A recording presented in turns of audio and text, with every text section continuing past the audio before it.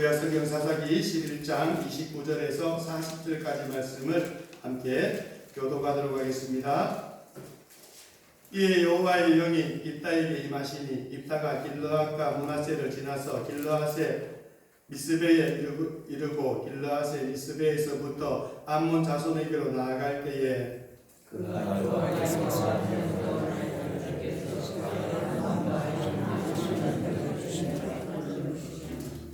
내가 암몬 자손에게서 평안히 돌아올 때에 누구든지 내 집 문에서 나와서 나를 영접하는 그는 여호와께 돌릴 것이니 내가 그를 번제물로 드리겠나이다 하니라.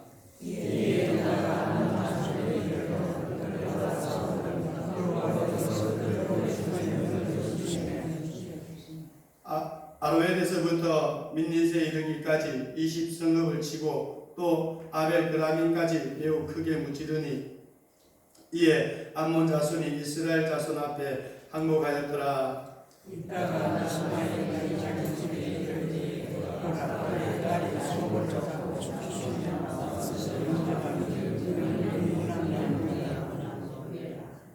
이따가 이를 보고 자기 옷을 찢으며 이르되 어찌할꼬 내 딸이여 너는 나를 참담하게 하는 자요 너는 나를 괴롭게 하는 자 중에 하나로다. 내가 여호와를 향하여 입을 열었으니 능히 돌이키지 못하리로다 하니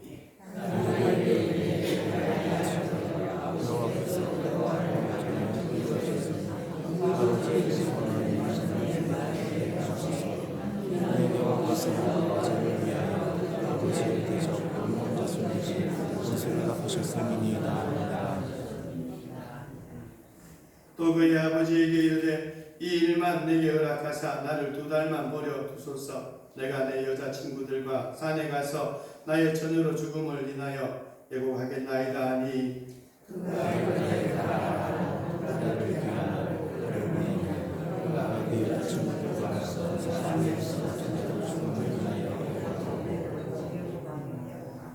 두 달 만에 그의 아버지에게로 돌아온지라 그는 자기가 소원한 대로 딸에게 행하니 딸이 남자를 알지 못하였더라. 이것이 이스라엘의 관습이 되어 이스라엘의 딸들이 해마다 가서 길르앗 사람 입다의 딸을 위하여 나흘씩 예고하더라. 아멘. 할렐루야. 지난주에 이어서 또 오늘 입다에 대해서 함께 말씀을 나누고자 합니다. 암몬 자손이 이스라엘에 쳐들어왔습니다. 전쟁을 하고자 왔습니다. 암몬 자손과 이스라엘 백성들이 서로 대치 중에 있습니다. 그런데 이스라엘 나라에서 어느 누구 하나가 앞장서서 싸우려고 하는 자가 없었습니다. 길르앗에 있는 장로들이 자신의 집안에 있던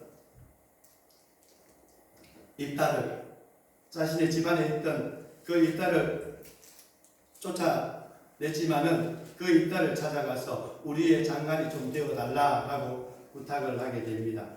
입다는 장로들의 그 부탁을 응합니다.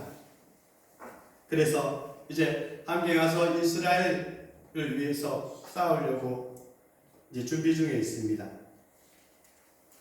하나님께서 이처럼 사사로 부름을 받은 이 입다를 하나님께서 함께 하시겠다라고 29절에서 말씀을 내주고 있습니다. 그런데 이 암몬과의 본격적인 전투에서 이 입다가 이 두려운 마음에서인지 몰라도 할 필요가 없었던 소원 맹세를 하고 말았습니다. 여러분, 입다를 사사로 세우신 분은 하나님이십니다. 29절에 하나님이 영이 임하였다라는 것은 입다가 전쟁에 나갈 때 하나님께서 함께 하셔서 승리하게 될 것을 약속하신 내용입니다. 그러므로 승리를 확신해도 되었습니다. 죽음이 있는 전쟁이 두렵지 않을 수는 없지만은 믿음으로 나가서 싸우면 되는 것입니다. 여호와 영이 입다에게 임했다는 것, 더 이상 또 어떤 것도 필요하지 않았습니다. 이미 보증된 승리를 다시 보증하기 위해서 불필요한 소원을 할 필요가 없었던 것입니다. 그러나 입다는 두려운 나머지 하나님께서 암몬 자손을 자기 손에 넘겨주시면 승리 후에 자기 집에 갔을 때 제일 먼저 문 밖에서 나와서 자기를 영접하는 사람을 하나님께 돌릴 것이고 그리고 번제로 드릴 것이라고 소원을 하고 말았던 것입니다. 그가 여호와께 서원하여 이르되 주께서 과연 암몬 자손을 내게 넘겨주시면, 그리고 31절에 보시면은 내가 암몬 자손에게서 평안히 돌아올 때에 누구든지 내 집 문에서 나와서 나를 영접하는 그는 여호와께 돌릴 것이니 내가 그를 번제물로 드리겠나이다 아니라 하고 말씀을 해주고 있습니다. 할 필요가 없었던 맹세를 하고 만 것입니다. 그 결과 일단은 승리의 날이 비통과 고통의 날이 되고 말았습니다. 암몬과의 전쟁에서 크게 승리하고 돌아오는데 자기 집에 이르렀을 때에 사랑하는 딸 무난 동료가 소고를 치고 춤을 추면서 아빠를 환영하러 나온 것입니다. 너무나 당연한 일이었습니다. 딸의 입장에서 볼 때는. 그러나 이 딸은 가슴이 찢어지는 그 경험을 하게 되는 것입니다. 35절 말씀해 보시면은 입다가 이를 보고 자기 옷을 찢으며 이르되 어찌할꼬 내 딸이여 너는 나를 참담하게 하는 자요 너는 나를 괴롭게 하는 자 중에 하나로다. 내가 여호와를 향하여 입을 열었으니 능히 돌이키지 못하리로다 하니 라고 말씀을 해주고 있습니다. 우리는 입다가 이런 소원을 한 것 때문에 왜 그렇게 괴로워했는지 이해하기 위해서는 이스라엘 사람들이 소원을 어떻게 생각하고 있었는지를 먼저 알아야 하겠습니다. 여러분, 소원은 하나님 앞에서 한 것 때문, 하나님 앞에서 한 맹세 또는 약속이라고 정의를 할 수가 있습니다. 소원은 하나님께서 자기의 소원을 더 잘 들어주시게 하기 위해서 또는 하나님께 감사할 일이 있을 때 무엇을 하겠다거나 또는 하지 않겠습니다 하는 맹세를 하는 것입니다. 바로 하나님께 약속을 하는 것을 의미를 하는 겁니다. 여러분, 소원은 자발적인 것이기 때문에 소원하지 않아도 죄가 되지 않습니다. 그러나 하나님께 한 이 소원은 또한 하나님의 이름으로 한 이 약속은 반드시 지켜야 하는 것입니다. 레위기 19장 12절에 보시면은 거짓 맹세하지 말라는 말이 나옵니다. 너희는 내 이름으로 거짓 맹세함으로 네 하나님 이름을 욕되게 하지 말라. 나는 여호와니라 하고 말씀을 합니다. 그리고 민수기 30장 2절에 보시면은 사람이 하나님께 소원하였거나 결심하고 서약하였으면 깨뜨리지 말고 그가 입으로 말한 대로 다 행할 것이니라. 그리고 신명기 23장 21절에 보시면은 네 하나님 여호와께 소원하거든 갚기를 더디하지 말라. 네 하나님 여호와께서 반드시 그것을 네게 요구하시리니 더디면 그것이 네게 죄가 될 것이라 라고 소원에 대해서 말씀을 해주고 있습니다. 그래서 일단은 전쟁을 앞두고 두려운 나머지 어리석은 소원을 했지만은 지켜야 한다라고 생각을 했던 것입니다. 그래서 괴로워하고 단식하였던 것입니다. 35절 말씀을 다시 보시면은 자기 옷을 찢으며 내 딸아 어찌해야 되느냐 내가 지금 너로 인해서 참담하게 되었다. 네가 지금 나를 고통스럽게 하는구나 라고 이렇게 이야기를 하고 있는 것입니다. 이렇게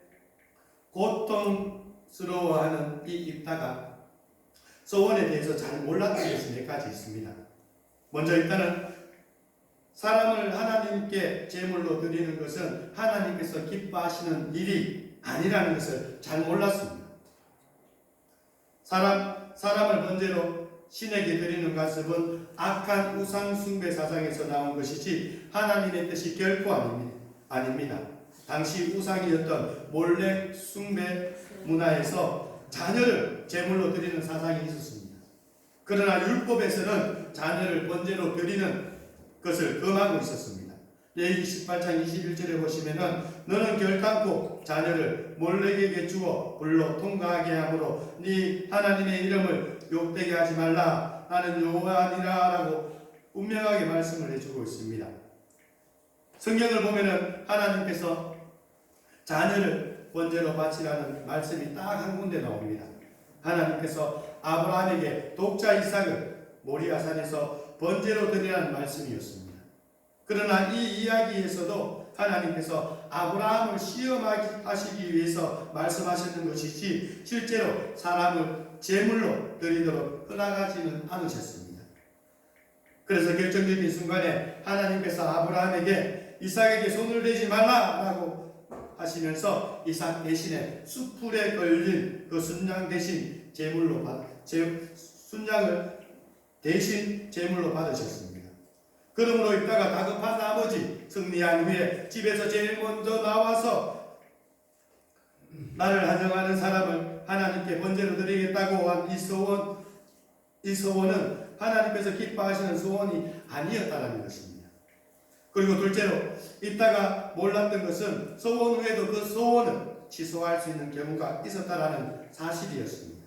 법은 법을 위해서 존재하는 것이 아니라 사람을 위해서 존재하는 것이다 라고 마가복음 2장에서는 우리에게 알려주고 있습니다. 민수기 30장에 또한 의하면 결혼하지 않는 딸이 한 소원은 아버지가 반대하면 무효가 될 수가 있으며, 그리고 결혼한 여자의 경우에는 남편이 허락하지 않으면 그 소원이 무효가 될 수가 있었습니다. 이따의 경우에는 상황적으로나 문자적으로나 이 조항에는 되지 않지만은 율법에서 서원한 것도 취소할 수 있는 경우를 열어두었다는 것, 바로 비록 실수로 서원을 하였다고 해도, 그리고 책임을 질 수 없는 경우라고 해도, 특히 하나님의 뜻과 반대되는 경우에도 질소할 수 있다고 보는 것이 옳다는 것입니다. 그러므로 이따가 비록 전쟁을 앞두고 두려운 마음에 전쟁에 승리하게 하시면 자기를 제일 먼저 영접하는 사람을 번제로 드리겠다라고 소원하였다고 해도 하나님의 뜻과 정면으로 반대되기 때문에 취소할 수 있었다라고 생각을 합니다. 그렇다면 우리는 이러한 소원이나 맹세를 하고 싶을 때 어떻게 해야 되겠습니까?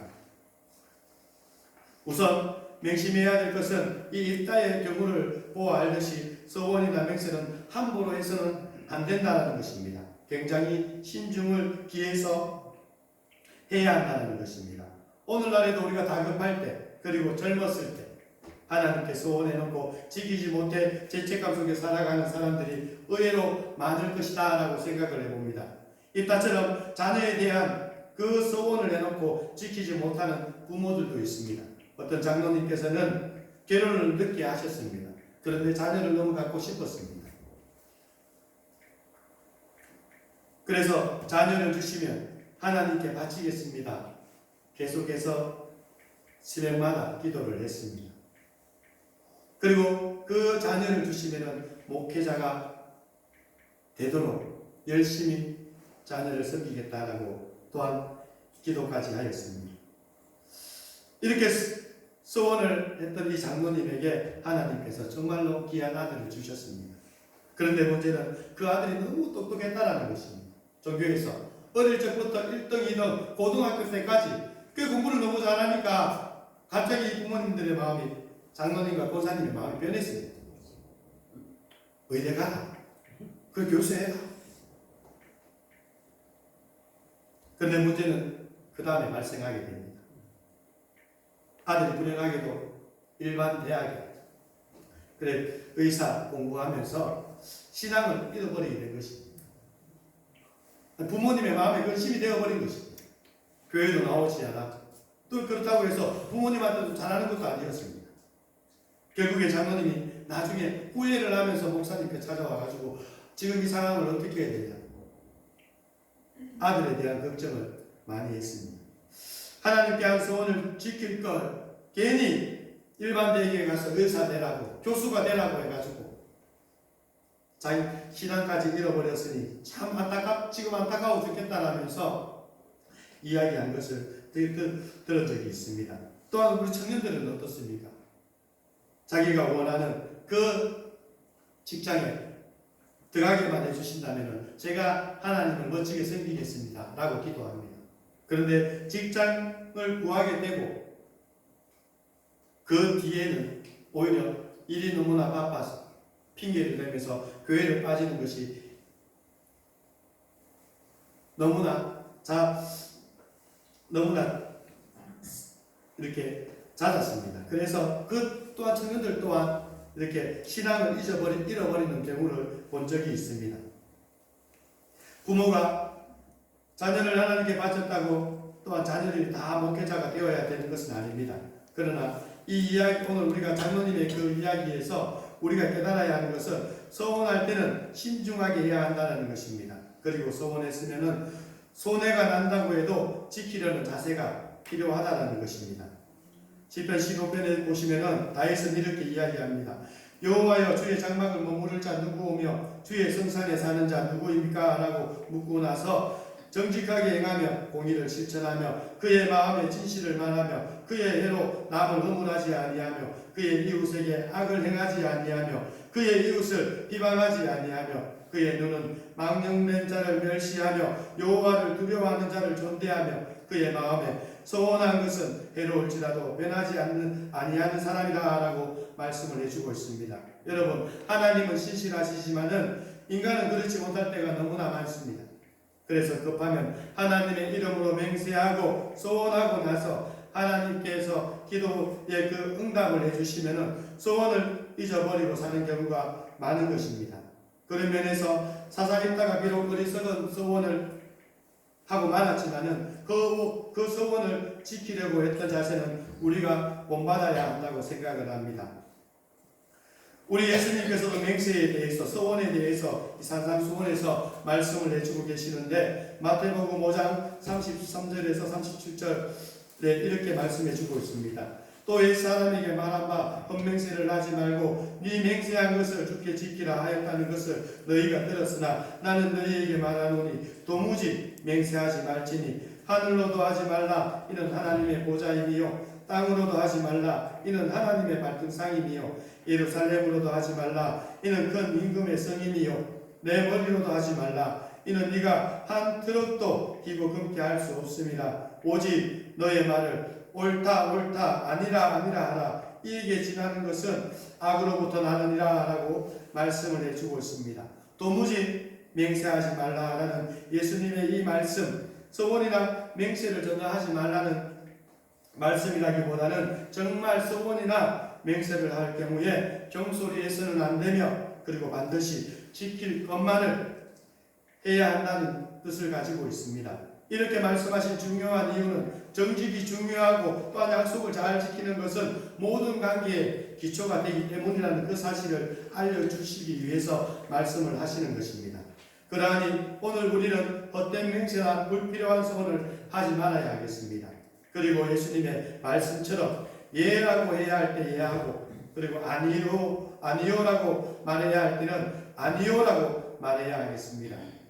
그리고 하나님의 자녀로서 말과 행실이 늘 정직하고 진실한 모습의 삶을 살아가는 그 모습까지 오늘 우리에게 항상 있으시기를 진정 예수님의 이름으로 소원합니다. 그리고 오늘 본문에서 마지막으로 우리가 깊이 생각해 봐야 할 내용은 입다 딸의 믿음입니다. 입다의 딸은 아버지의 그 경솔한 그 소원에 희생양이 되어야 했음에도 불구하고 기꺼이 번제로 드려질 것을 믿음으로 결단하였습니다.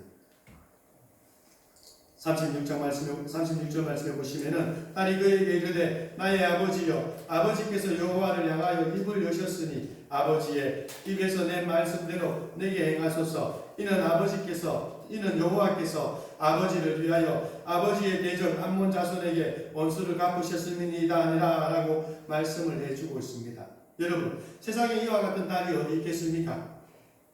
아마 지금 오늘날 같으면은 오히려 살인미수죄로 경찰에 잡혀가고 말 것입니다. 모든 가족들이 나와서 미쳤다 라고 이야기를 할 것입니다. 그러나 이 딸은 아버지께서 서원하셨으니 지키시라고 합니다. 자신이 희생제물이 될 상황인데도 하나님과의 약속을 지키시라고 말하고 있는 것입니다. 다만 2달만 말미를 달라고 했습니다.